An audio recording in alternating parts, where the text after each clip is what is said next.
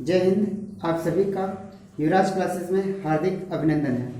आज के इस भाग में हम लोग जो है दिल्ली सल्तनत के सुल्तानों के जो मकबरे हैं उसका दूसरा भाग हम लोग देखेंगे। पहले भाग में हम लोग जो है खिलजी वंश तक हम लोग देख लिए थे, यानी अलाउद्दीन खिलजी तक के मकबरे को हम लोग देख लिए थे। आज के इस भाग में हम लोग जो है शुरू करेंगे जो है तुगलक वंश से लेकर सैयद और लोदी वंश के प्रमुख सुल्तानों के मकबरों के बारे में। ठीक है, देखिए शुरू करते हैं। हम बात करते हैं जो तुगलक वंश है उसकी नींव जो है गियासुद्दीन तुगलक के द्वारा डाली जाती है और गियासुद्दीन तुगलक ही तुगलक वंश का प्रथम शासक हो जाता है। अब यह गियासुद्दीन तुगलक जो है इसका मकबरा क्या होता है, मरने का स्थान कहीं दूसरा जगह होता है, मणिपुर में होता है, लेकिन इसका मकबरा जो है दिल्ली में बनवाया गया है और इसके पुत्र द्वारा ही, जो मोहम्मद बिन तुगलक था इसका पुत्र था, इसी के द्वारा इसका मकबरा दिल्ली के परिसर या दिल्ली में बनवाया गया है। बात करते हैं मोहम्मद बिन तुगलक। यही मोहम्मद बिन तुगलक जो रक्त पिपासु के नाम से जाना जाता है, ठीक है, इतिहास में। तो इसका जो मकबरा है यह भी जो है दिल्ली के अंतर्गत तुगलकाबाद है, वहां पर इसको दफनाया गया है। ऐसे ही जो इसका चचेरा भाई हो जाता है, चचेरा भाई मतलब इसके पिता के भाई का लड़का, अर्थात इसका चचेरा भाई जो होता है बाद में उत्तराधिकारी होता है फिरोज तुगलक। यही फिरोज तुगलक जो आगे चलकर जो है कई तरह के जो है कष्टकारी जो कर होते हैं उनको समाप्त करता है और हम कह सकते हैं फिरोज जो तुगलक है यही आगे चलकर जो है दिल्ली की में स्थित जो है कुतुब मीनार का मरम्मत भी करवाया था।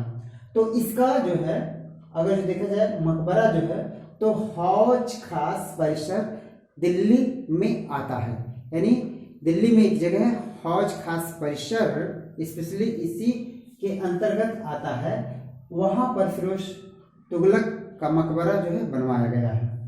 अब बात करते हैं सैयद वंश की जो स्थापना किया था वह खिज्र खां के द्वारा किया गया था।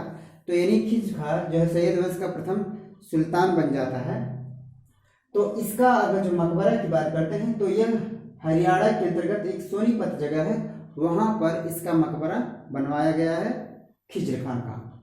इसके साथ साथ जब खिज्र खां की मृत्यु हो जाती है तो इसका पुत्र यानी उत्तराधिकारी जो होता है मुबारक शाह जो होता है, जो मुबारक खां के नाम से जाना जाता है, आगे चलकर ये मुबारक शाह के नाम से जाना जाता है। तो इसका जो मकबरा है यह मुबारकाबाद में जो है बनवाया गया है, जो कि दिल्ली के अंतर्गत आता है। ऐसे ही बात करते हैं जो लोदी वंश की नींव रखा था वह बहलोल लोदी ने रखा था और बहलोल लोदी वंश का प्रथम सुल्तान अर्थात शासक बनता है। इसकी जो मकबरा बात करते हैं तो दिल्ली में इसे दफनाया गया है, अर्थात दिल्ली में इसका मकबरा बनवाया गया है। बात करते हैं बहलोल लोदी का जो उत्तराधिकारी होता है सिकंदर लोदी, जो इसका पुत्र होता है। सिकंदर लोदी का मकबरा जो है वह लोदी गार्डन में स्थित, जो दिल्ली के क्षेत्र के अंतर्गत आता है लोदी गार्डन, वहां पर इसको दफनाया गया है, मकबरा बनवाया गया है। बाद में इसका जो उत्तराधिकारी होता है इब्राहिम लोदी, और यह जो है दिल्ली सल्तनत का अंतिम सुल्तान बचता है, जिसका 1526 ईस्वी की बात करते हैं। जो पानीपत का प्रथम युद्ध होता है उस युद्ध में इब्राहिम लोदी जो है बाबर के हाथों पराजित हो जाता है और इसे वहां पर मार दिया जाता है। हालांकि इसका जो मकबरा है वह वही पानीपत में ही बनवाया गया है, अर्थात इसको दफनाया गया है। तो यह कुछ जो है सुल्तानों के मकबरे थे जो प्रमुख सुल्तान हुआ करते थे दिल्ली सल्तनत के अंतर्गत, जो हम लोगों के एक तरह से सिलेबस में है या पूछता है बार बार इन लोगों के बारे में। तो उन सुल्तानों के मकबरों को हम लोग दो भाग में देखे हैं। पहले भाग में जो है वह गुलाम वंश और खिलजी वंश के शासकों का मकबरा देखे हैं और इस वंश में हम लोग जो है तीन वंश देखे हैं, वो तीन वंश कौन सा है? ये तीनों जो हैं वह तुगलक वंश के अंतर्गत आते हैं। ये जो दो हैं खिज्र खां और मुबारक शाह अर्थात मुबारक खां, ये जो है सैयद वंश के अंतर्गत आते हैं।